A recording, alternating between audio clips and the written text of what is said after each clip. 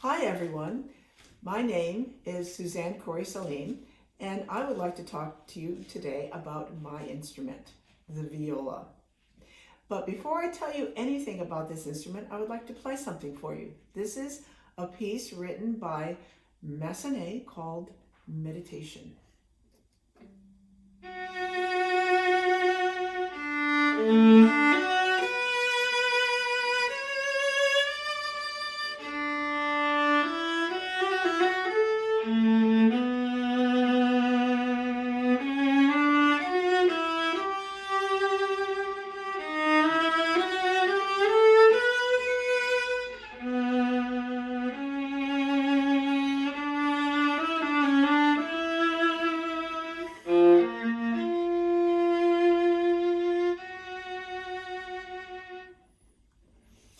So, if you haven't noticed already that this instrument under my chin is quite large, and it is very similar to the violin, which you probably know more about than the viola, but it is similar in that the violin and the viola have 4 strings. The difference is that the viola happens to be much bigger than the violin, as you can see right here. And you probably have guessed too that it's a little heavier underneath the chin too. And both instruments, of course, are played under the chin.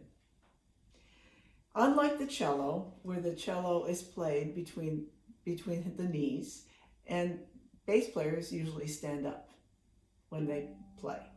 Now in the orchestra, if you take notice that you will have the violins on the outside, and then you will have another set of second violins on the inside, and then the violas, which sit next to the cellos. And that is because the similarity is in the sound and the quality of the sound. And we have the same strings as the cello. And those strings are, the lowest is C, G, D, and A. Now, even though we have the same strings, the bass and the cello sound much lower. And basses actually have different strings than the cello and violas. So, and then the violins have 1 extra string on top. They have 4 strings. They have a G, D, A string, and then they have 1 more string, which is the E string. So that you can see that the quality and the sound of the instrument really does depend on the size. And that's why I like it. And if you happen to be maybe thinking about starting an instrument, learning maybe a string instrument, you would maybe want to think about what sound you like the best.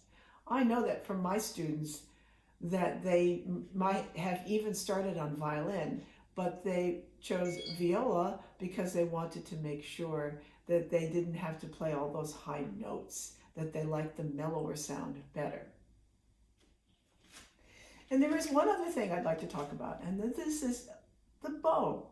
And all string instruments can play with the bow. And it is made up of wood, and this white part here is horsehair.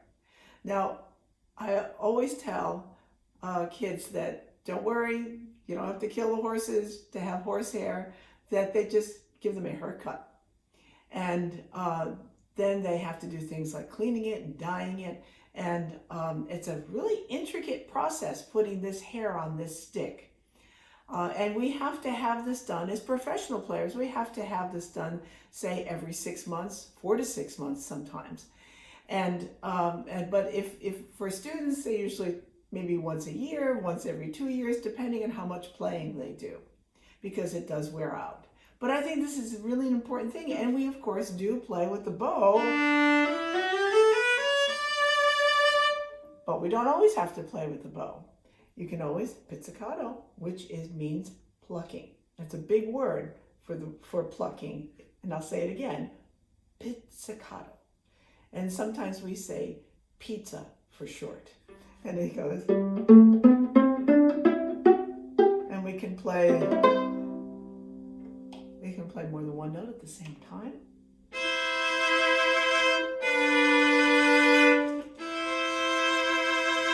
And this has a lot to do with how we angle this bow. So thank you for listening today. And I really enjoyed sharing about my instrument. And I hope I see you at the next Norwalk Symphony concert. And don't forget, look for the violas.